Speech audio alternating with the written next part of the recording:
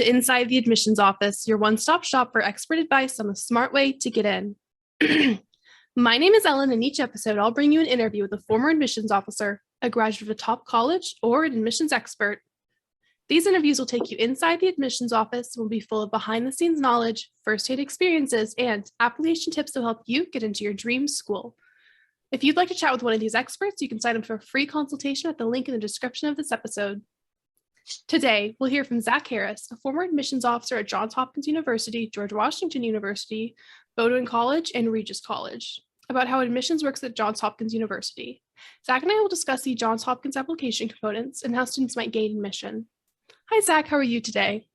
I'm good, Ellen. How are you? Thank you for having me today. I'm good. Thank you. Well, could you just first of all tell us a little bit about your background? Yeah, sure. So at Ingenious, I'm the Assistant Director of College Counseling and Communications, and I sort of joke around with people that it just means I've been doing this for a long time. This is, I think, my 15th year working in higher education, which still feels like very crazy to me that I've been doing it for this long. 5 of those at Ingenious, and then the previous 10 working in all of the places that you mentioned in the intro. And yeah, I mean, education has been sort of a really important part of obviously sort of my background and my college experience, and have always wanted to give back to students and families in the best way that I can. So this is sort of what I've been doing for a long time. And what did your role entail specifically at Johns Hopkins? Yeah, so at Hopkins, I was obviously part of the admissions office, so reading applications, on the road recruiting students, sort of all of the normal things that sort of admissions officers typically do. I also led our sort of at the time what we called our multicultural recruitment efforts. So any type of open house events that we were having dealing with sort of diversity, equity, inclusion, or specifically talking with students and families about sort of that experience on Hopkins campus. I was sort of the point person for families and students, but also for my colleagues when it came to what that looked like within our admissions process as well. And you have a really unique perspective since you've worked in the admissions offices at multiple schools. Did the admissions process vary at all between these different schools, or were there different just things that you noticed that were different between each school when it came to admissions? Yeah, that's a good question. So I think one of the sort of like misnomers about the process of admissions is that like everybody does it the same. So no matter what school you work at, or no matter what school you're applying to, it's sort of like a cookie cutter model, and like that's how it works. And I think families to some degree gain maybe confidence from that idea. Unfortunately, that's not how it works. And it's something that, because of my experience working at so many places, I've been able to see, what are differences, what are things that are different priorities, at different places, or what things were valued, more so than others, or even just like logistically in terms of the process, from how an application was read, what systems were being used, who sort of ultimately were making the decisions, what committee, looked like, and then ultimately how the class was shaped. So at all sort of 4 places that I had the privilege of working, every place did things, sort of a little bit different.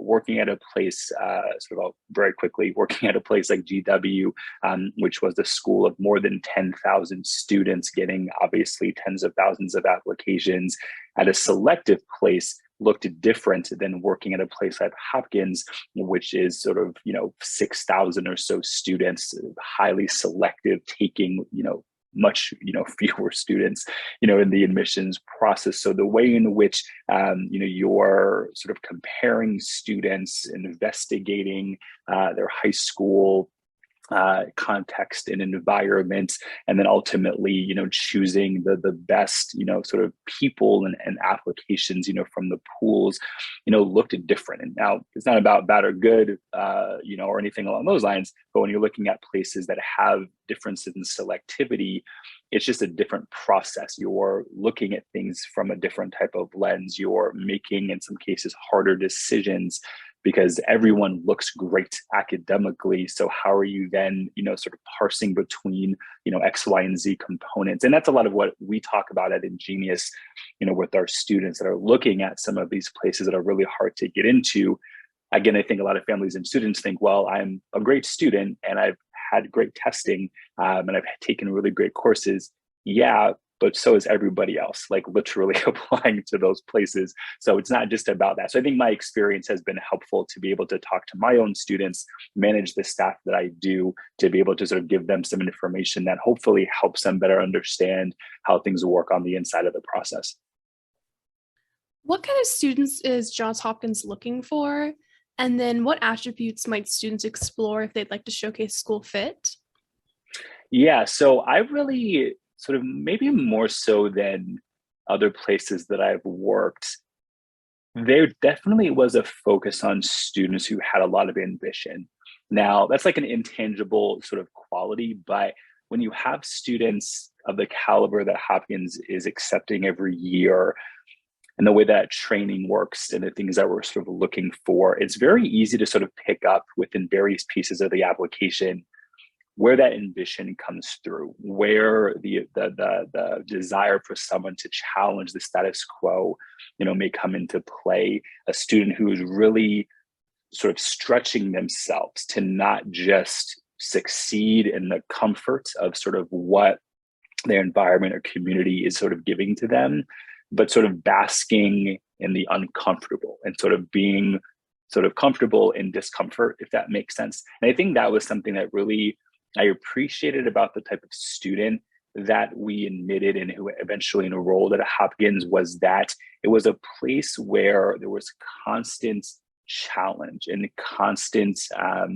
desires to make things different, or really advocate for oneself, or empower other students or communities, depending upon who the person was. So I think that was something that really speaks to me. And even now, I think when you look on their website or you learn more about the type of student that does well sort of at Hopkins, I think it feels very similar, in the sense that you're not going to a place at Hopkins to just like skate through for 4 years and like not do something pretty incredible. Like, you're going there purposefully because you're going to be given a lot of opportunities and a lot of resources and a lot of advantages to take something that matters to you and shape it, into your own, and then make it something that's pretty incredible. So I think on the fit side of things, that appeals to you, then I think then Hopkins could potentially be a really good fit.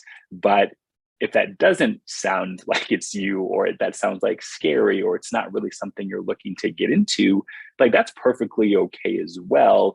But when you're going through that admissions process and going through the essays that they're having you write, or other pieces of the application that you're submitting, you just have to, understand, sort of what they're looking for versus what other places might be valuing, and how that might be different.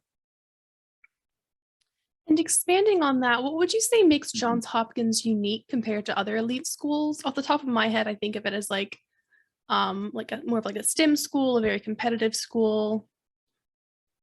Yeah, for sure. So I would say, when I worked there, one of the things that we sort of always talked about, like in our information sessions, was this idea like of research. And I think at a lot of places, you hear a lot about that, and certainly, most colleges, if not everyone, sort of has a focus on that. But given that they literally were like the first like research institution like in the entire country, I think sort of the foundation in research, and not just from like the STEM perspective, but like in every major, every discipline, every department perspective, is something that really appeals to students, and I think does make it a little bit different than other places, from the fellowship opportunities and the internship sort of experiences that are offered. You really have an ability, nearly as like a first year student, to jump like right into these like co-curricular experiences in a way that does feel different than a lot of other places that are maybe focusing more either on graduate students or more like on upper class, women and men. Hopkins is a place where, if you again have the ambition, have that desire to like really, jump into something and you're skilled enough to do it and have ideas, professors and other, resources on campus are going to give you the opportunity to do it. So, when we're sort of splitting hairs, like there's probably more commonalities than differences, like at some of these top places. But I think for me, what I've appreciated is that the undergrad experience, the real desire to empower students feels different to me in a way that if you're sort of looking at, comparative institutions, is sometimes not the same experience. Students can choose to apply early decision 2, or regular decision.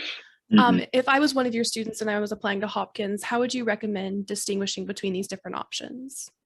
Yeah, so I think when we talk about sort of early options to our students, there's always this sense of wanting to talk to them and listen to them about, their interest level and what are the qualities that they're talking about that they're looking for in a school. How are they talking specifically about Hopkins, versus, some other places. We never want to push, early decision, either 1 or 2, because it's, that binding commitment that if you get in, you're going. So I think it's like this really delicate balance of knowing that the early decision process typically is giving students a pretty solid advantage, to being admitted, but also having to really feel out your students to better understand, is that something that they're comfortable with? Like, do they want to make that commitment? And I think more so, over the past 2 to 3 years, and whether this is pandemic connected or not, I have seen sort of more students shy away from early decision because they want options. They want to see, what happens. They want to see, where they're getting in, and then sort of have that discussion with their families later about where they're ultimately going to go. But I think ED2 will always be, popular for, a segment of the population. And I think on the Hopkins end, ED2 is new. It was not something that was there when I was working in the office. I believe this is its 3rd year potentially in play. But, working at other places that had ED2, it's something that allows a student who, in a lot of cases, didn't get in to their ED1 choice, find other options, find similar places, and most likely, your ED2 school is going to be on your list, in August and September. It's not something you typically are like, oh yeah, I'm going to apply ED2 there, in December, not having done the requisite research. But I think ED2 gives a great benefit to students who want to make that commitment. It also helps on the college end, because that you're getting that commitment. So you're always excited about students that really want to go. So I think, to answer your question sort of more specifically, I think it's always about, feeling out how excited is the student about Hopkins, and can I sort of feel that this is really where they want to be? Because again, because of that commitment, you just always want to make sure if you're going to go down that road that you're ready to go down that road. And if there's, a sense of hesitation or caution, then that's okay. That's why they have regular decision, and that can be a really great option for students as well. Speaking of commitment, does Hopkins track demonstrated interest? They don't track demonstrated interest in a way that plays a significant role in the admissions process. So what I mean by that is every single college tracks what you're doing with them. So I think this sort of demonstrated interest idea gets a lot of like attention because families and students want control, and they think or want to be able to say, well, I did 10 things with this college, like that helps me to get in. And ultimately, there are some places that it matters more, that if you're going to go to information sessions or talk to an admissions officer or attend like a student panel, they're looking at that as a way to gauge your desire, to attend the institution. places like Hopkins and sort of other places of that caliber, almost everyone is doing something. So it's really hard to like make yourself feel different when everyone is, either going to campus or attending a virtual session now, or doing something that allows you to know a lot more about the institution. So no, it wasn't something where it was like, well, we're deciding between sort of like two people, and this person has done more stuff, like let's admit them, like that. Those are conversations that can't happen at a place like Hopkins, or that are similar, because it's you're just getting too many applications for far too fewer spots.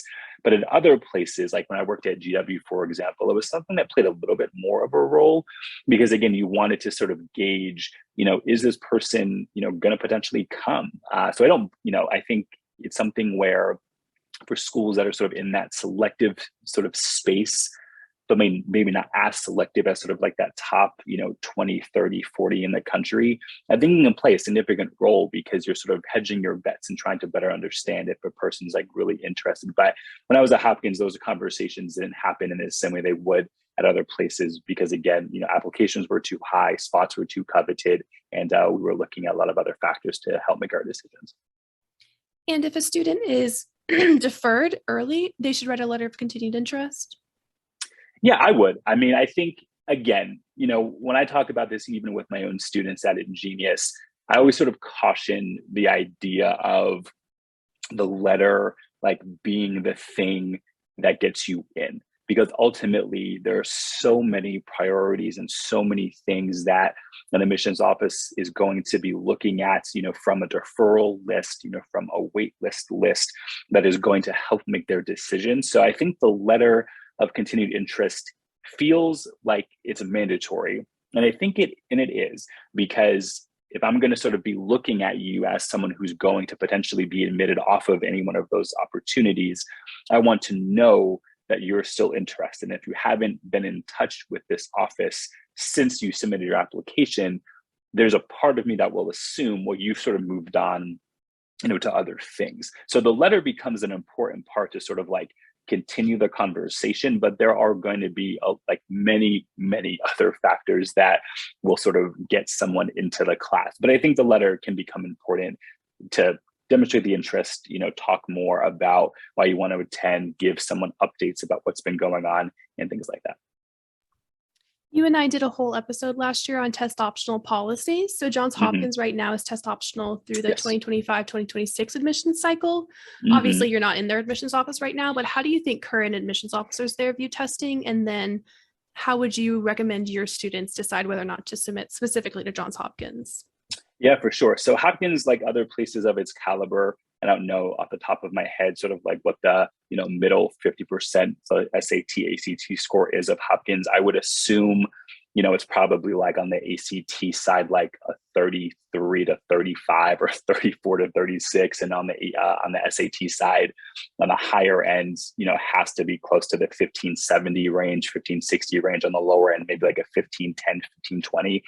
So like when you think about it statistically, like if 75% of the people that are admitted that have testing are like above a 1510, a 1520, you just have to understand like what that means when it comes to testing expectations. Now, because of the pandemic and because of the test optional policies, I have no doubt that they are, trained and continually trained on being able to make really amazing decisions without having testing. And I've been able to work at test optional institutions in my career. And quite frankly, one of the biggest shifts really has nothing to do with how an application is read. It's more about the individuals in the office removing the testing bias from the way that they read an application. So when you don't see it, but you're looking at grades, courses, transcripts, letters of recommendation, the quality of writing, and still being able to pull information sort of from that application that gives you confidence that the person is able to do really well academically, versus when you have a student who has testing and being able to sort of give testing its appropriate value, but not giving it too much or too little weight, within the process. So I always tell students, you always want to make sure when you're thinking about submitting or not submitting is really sort of thinking about, does this test score reflect the type of student that I am? And one of the presentations that we give, we talk about a student who has, and these are very like, it's always more complicated in this, but this is sort of like an example we give is, a student that has like a 4.0 or like a high 3.9 GPA, but their testing is like in the low 1300s. In that sort of example, the testing is not really indicative of the type of student that person is. So almost regardless of the school that they would be applying to, we would have that student go test optional, because again, you want to sort of put your best foot forward academically. Most of the time, it's much more complicated than that, because we're sort of talking about differences of 10, 20, 30 points in various scenarios. But typically that's sort of a good barrier. But looking at the middle 50%, as I mentioned earlier, that is sort of estimated for Hopkins, where are you? I think for most people that are sort of like, above the 50% range, it can be fine to submit testing. If you're sort of above that 75th percentile, you probably should submit testing sort of no matter what. But, as we tell all of our students, every situation is so individual and so specific, and can also play into, what courses did you take? Were you taking the highest curriculum available to you, et cetera, et cetera. So all things are sort of individual in their execution, but, you shouldn't not be afraid to be test optional if it really helps you within the process. Could you walk me through the admissions office from your point of view? So like you get my application, you open it, what's your process of reading it, reviewing it, what goes through your head? Yeah, so specifically at Hopkins, it was very much, and I imagine still today, pretty similar, just because of the sort of high caliber of students that they were getting. And even more so at Hopkins than I think at some other places, is very sort of academically centered. There was definitely a focus on making sure that students had qualities and characteristics, tangible and intangible, that allowed us to navigate, what they were doing academically through their courses that they chose, through the grades that they received, through the GPA that they have, if that was, available for their school, really focusing on the letters of recommendation that we were having. So a lot of our time was spent a lot on the academic side and really making sure that students not only were doing well academically, but were curious, that wanted to again challenge themselves, that took what they were doing academically seriously, and were going to be able to not only do the work on campus, but also thrive, academically as well. So a lot of time was spent on the academic piece.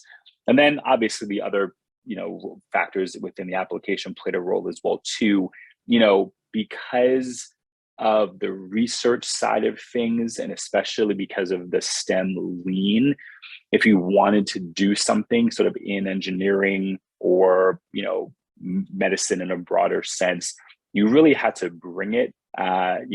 Research was almost a must, like real tangible experiences at hospital, and not even just like shadow. Oh, like I hung out with the doctor for like 2 hours, like legitimate like stuff that you were doing like in a hospital or sort of medical clinic setting was almost like a must, like tangible research, ICEP experience, iGEM, et cetera. Like that was almost like mandatory. Like it just, again, because of the cabblers of student, you really needed to show the evidence and the proof that you had something that you were doing, sort of that connected to your academic, sort of space. But also, through essays, through the activities list, we also wanted people. And I think that was something that really mattered as well.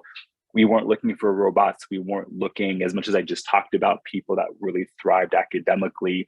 We also wanted people that cared about their communities, that really wanted to, again, make a difference in some way. So it was like this really, I think, interesting balance between like a super high caliber academic place with really high expectations from everyone involved, but also a place where like we also wanted to get to know you really well and learn about you as a person in a way that I thought was really compelling within the process as well.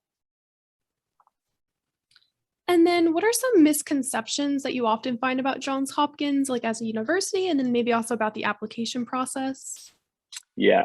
I mean, I'm super biased. Like I loved working there, and probably one of the favorite places that I've worked. And I think one of the things that I think about Hopkins is it feels very like underrated to me. And that just may be like a Zak thing, like maybe it's not true or like my bias from working there. But I feel like when you think about or name a lot of places that students are like, oh yeah, like this is like a top place in this, or this is like, the best place for this or whatever. Hopkins oftentimes isn't a place where people talk a lot about. And I felt that way even when I worked there. In some ways, I actually liked it because although we were like super selective, and I think at the time we were taking maybe 13% of our applicant pool, and now it's even sort of lower than that. Like we knew our worth as an institution. So the people who found us, the people who did a great job of really sort of talking through why they wanted to attend, it almost felt like they were they were sort of getting us and we were getting them, and it really sort of formed a really cool like partnership between like student and institution. Because I think a lot of people just either don't know or they make assumptions about, well, the only thing they do well there is the STEM side. And I think what has happened is because the hospital system is ranked, perennially in the, top 1%, in the country and the world, that sort of like trickle down reputation has impacted what people think about the institution. So you go to Hopkins if you want to be a doctor, you go to Hopkins if you want to be like an engineer, you go to Hopkins if you want to do like biomedical stuff, and then everything else like sucks. And it was always really funny to me because I would tell people, and I'll tell people now, is that Hopkins is one of the best institutions in the world. Like they don't have things that they do not do well in. So whether it's from the humanities and the languages to history to dance to performing arts, like everyone there is quality. Everyone there does an amazing job with what they do. If you want to go to Hopkins, don't apply as a doctor. Don't apply as an engineer. Like you have to want to do other things, but apply as a dancer, apply as an English major, apply as someone wanting to do something in history or in languages, because those types of applicants are so few and far between. It's never easy to get in. You still have to do an amazing job. But when you look at sort of like the STEM side versus the humanities side, the difference in application numbers is so different. It's kind of like the ED part. Getting in ED is not easy anywhere, but if it's 1 to 5,000 versus 1 to 30,000 in RD, like statistically, your chances are just a lot better. Same thing goes for Hopkins. Like if you have sort of the passion and the strength and the desire to be a humanities student, Hopkins absolutely should be on your list. And again, doesn't mean you're going to get in or it's going to be easy. But if you're going to do like biomed, if you're going to do, something within medicine, you just have to understand like the level of competition is just so different at a place like that versus some other places where they do those things really well, but the reputation is just different because, again, they don't have the hospital system or sort of the overall graduate school rankings and process that Hopkins tends to have. And then thinking about the application itself, are there major mistakes that you would often find in the application and the different components of the application? I mean, one of the sillier ones, but quite frankly, it mattered a lot, is there is an S at the end of John. So, I mean, the number of applications that I read that just said like John Hopkins and all these other things, like it's a small error, and it's not as though it was something where we like didn't admit somebody for that, but it gives you a little bit of pause to really sort of think about like how much does this person know about us. So that was like a silly mistake that in many cases turned into like a bigger mistake because of that. I would say the other big mistake is sort of connected to what I just said, is students who choose to apply to Hopkins like just because they want to do something in STEM, but either academically have no business applying or extracurricularly just haven't done much connected sort of to their major of choice. that would give an admissions officer like really any confidence that they have any sort of like expertise like in that area. And that is something that we, could really go for any school, but I think particularly because of the way in which STEM applicants are read, you just have to have like a baseline of excellence in almost every way to really even be considered. And I think for some students, they just really discount or don't quite understand what that means and end up putting their application in a pool where they just have no business, really applying. I'm glad you mentioned the Johns with an S Hopkins thing, because I'm sure that I would have accidentally written John Hopkins somewhere like on social media accidentally. Like I'm just absolutely sure of it. Yeah, it's a thing. I mean, listen, like I said, it was never one of those things where like if the person was like amazing, awesome in every single way, and like that was the thing that they did, I cannot remember a time where we were like, well, we're not going to admit them because they did it. But if you were like on the fence about somebody, or there were other components of the application that sort of like, just didn't like make you feel super like exciting, and like then that happens, it just sort of like, puts a sour taste in your mouth, and you just never want to try and do that, obviously, when you're trying to impress an admissions officer. Yeah, so students can just like Control F John space and make sure they don't have that anywhere at all. Yeah. Yeah, that's a good one. Well, I have John's with an S Hopkins current supplemental essay question in front of me, so I'm going to go ahead and read it. Sure. Founded on a spirit of exploration and discovery, Johns Hopkins University encourages students to share their perspectives, develop their interests, and pursue new experiences. Use this space to share something you'd like the admissions committee to know about you, parentheses, your interests, your background, your identity, or your community, and how it has shaped what you wanted to get out of your college experience at Hopkins. And that's 300 to 400 words to answer that. So what would you say a successful response to this question looks like? Yeah, so the essay that I had when I worked there was different than this one. It was more sort of about like collaboration, sort of amongst your high school experience, sort of mostly. But what I like about this question is that I think it really speaks to what I said in the beginning. So the idea of like ambition, the idea of challenging yourself, the idea of discovery, the idea of like exploration, to me are all very much connected. And I think it really speaks to the type of student that Hopkins is looking for. And I think for any supplemental essay that a school is asking, they're asking it for specific reasons, and they're making direct connections to the things that they care about in their process. So when you talk about a place that wants ambition, that wants people that are comfortable with being uncomfortable, et cetera, the exploration idea, the idea that you're not going to be afraid of barriers, that you're not going to let challenges get in your way. It's all connected to the type of student that I think really thrives in that environment. So when I talk to students, and I've been able to work with people that have been admitted to Hopkins since I've been working at Ingenious, we really talk a lot about really answering the prompts in a way that is not even just specific, but that is very directed to the idea like of exploration and being uncomfortable, stepping outside your comfort zone and doing things that objectively show like an admissions person, this is how I did that. And not just sort of telling them, but being able to sort of show them, describe to them, and sort of all the ways that we help students do that. It doesn't matter to them in which sort of category of extracurriculars or academic or life, et cetera, like where it comes from. It just needs to be authentic.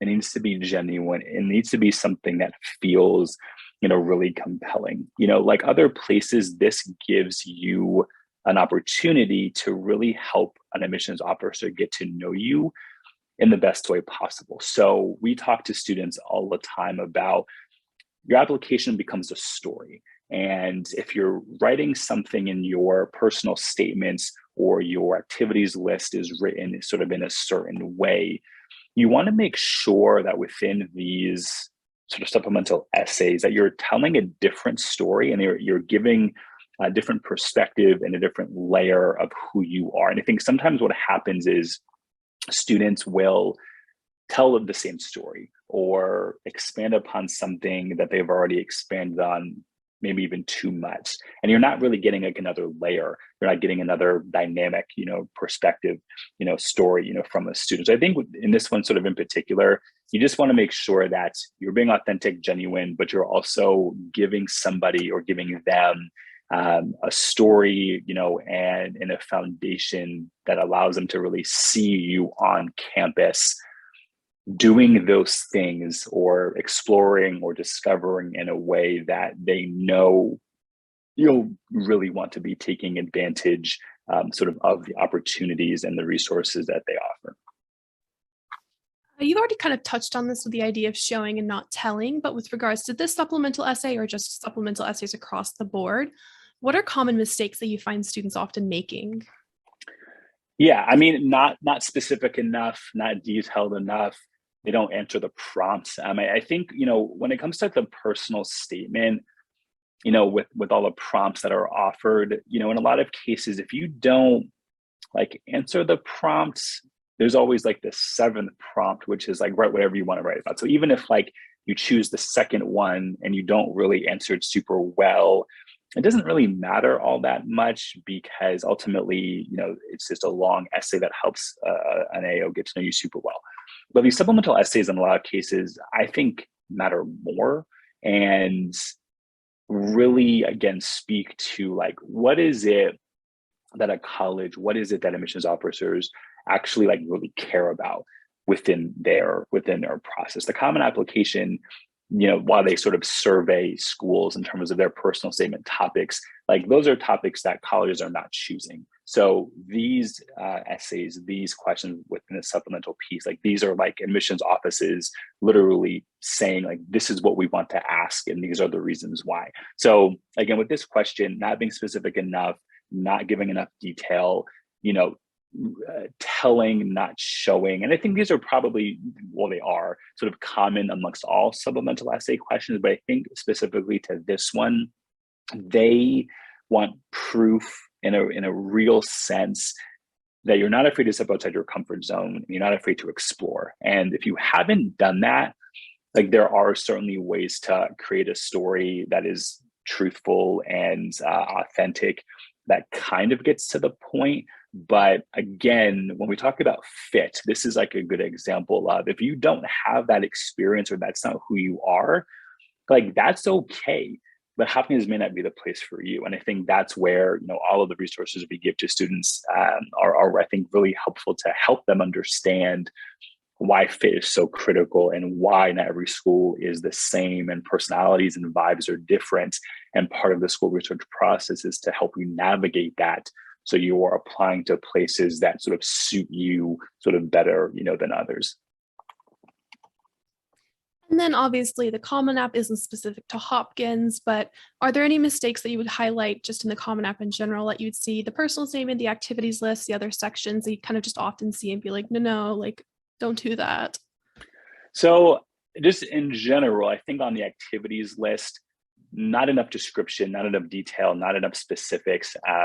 You don't have a lot of space. So I think sometimes kids get very carried away in wanting to describe almost too much or one super specific thing. And then you don't really sort of get a whole story of sort of what the person was doing or what their impact was.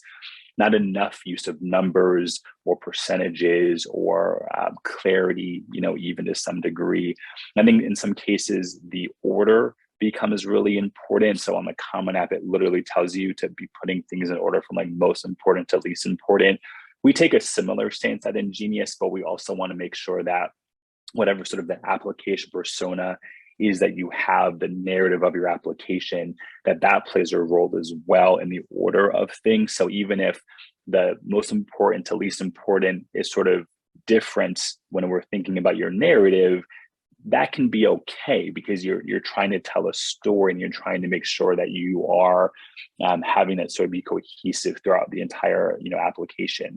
I think in other aspects of the personal statement becomes really important as well. Talking too much about other people, telling too much story, not giving the admissions officer enough time to get to know you a lot better. I mean, I've read, so many essays in my career, and will often read them and then think, well, what did I learn, about the person? And you don't want that like to be the takeaway is like, what did I read, or why is that important to this person, or what do they want me to take away? Like, you always want to have that message be super clear, with all of the writing that you'll be submitting. And what do you look for in letters of recommendation? Relationships, getting to really understand, what was it like, from the teacher perspective, working with the student, getting to know this student, really identifying places where we knew from the letter that the student was engaged, that they were participating, that they were a leader in class, that they were collaborative, that they were helping others, that they were curious. It's not always about staying after class for 3 hours, and doing something like that. But it's really just about allowing the teacher to see you in a way that then allows them to write a positive and enthusiastic letter about who you are as an academic. I think one of the things that can often happen, and this was sort of an annoyance that I often had with letters of recommendation from the teacher side, is that students get too caught up in, well, the teacher knows about my life outside of the classroom, and they know my activities, and they know all these other things. That's actually not what the teacher recommendation is about. The teacher recommendation is really about, what are you like as an academic, giving the admissions officer the ability to then project and predict, what you'll be like in class. Are you leading class discussions in high school? Are you, if you're in small classes, are you not afraid to speak up, to challenge what other people are saying, in obviously a polite way? These are things that we were looking at. These are things that we were caring about. I don't really care as much to know what the teacher's perspective is about your activities. Like, that's what the counselor, recommendation is about. So focusing more on, academic classroom anecdotes and experiences, and taking advantage of those opportunities always mattered a lot more. And then, like many schools, Hopkins accepts supplemental materials. What sort of materials can students send, and which students would you recommend take advantage of this opportunity? So I think supplemental materials can be helpful depending upon what you're trying to add to your application. Again, I think supplemental materials have sort of taken on like a life of their own in the process, because I think a lot of time, again, families and students want to feel like they're doing everything that they can. So if they know or hear about a school accepting, more letters of recommendation, or, slide room portfolios or whatever, they just want to sort of like stack the deck and like submit anything and everything that they can. But in some cases, it may not really help you, and it may not be appropriate to do so. So I would say that anyone who has a very specific, like objectively strong talent, whether it's in making something on the engineering side potentially, or arts or dance or music or theater, etc. If you are like really good at something, and not just like really good, like in a not as objective way, but like a real, like you've won awards, or you've done really impressive things, or you've won, competitions, etc. I think that can be a way to sort of just show a different side of who you are within the application.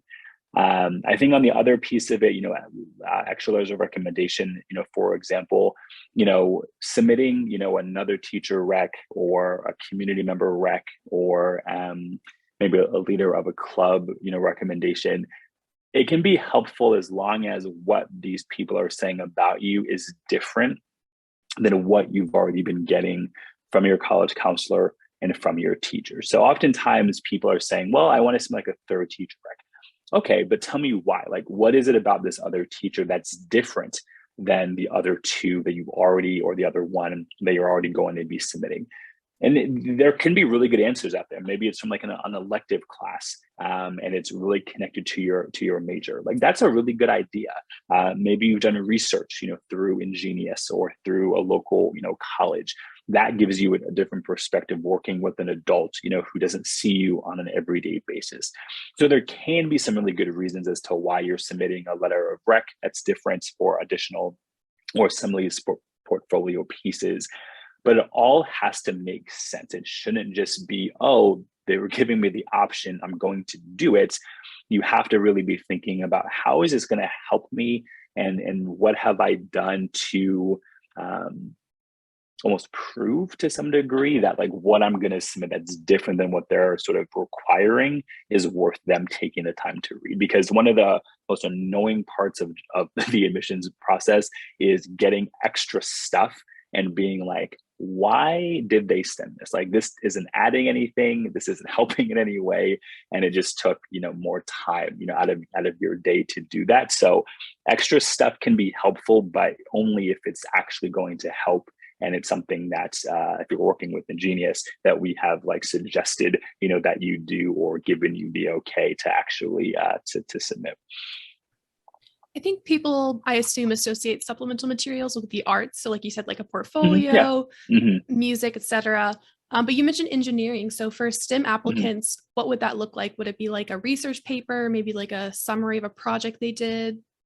Yeah, I would say, usually we're not wanting to submit the whole paper. So like an abstract, can be a really good idea.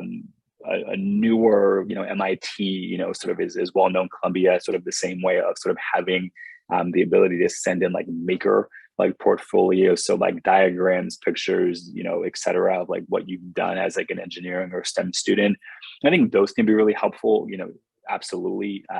Stanford, sort of the same thing. So I think, if you're able to sort of do something with your hands, and I would say the same thing about photography, the same thing. I'm working with a student now who's like a legitimate, like really good, like baker, chef, cook, etc., and has done like media connected to what she's been able to make. So we're going to work with her on submitting something, sort of to her college application. Ultimately, like, is this going to be the thing that like gets her into college? No. But if I'm an admissions officer, number one, you don't really see that so often, like someone who has like a high caliber talent like that.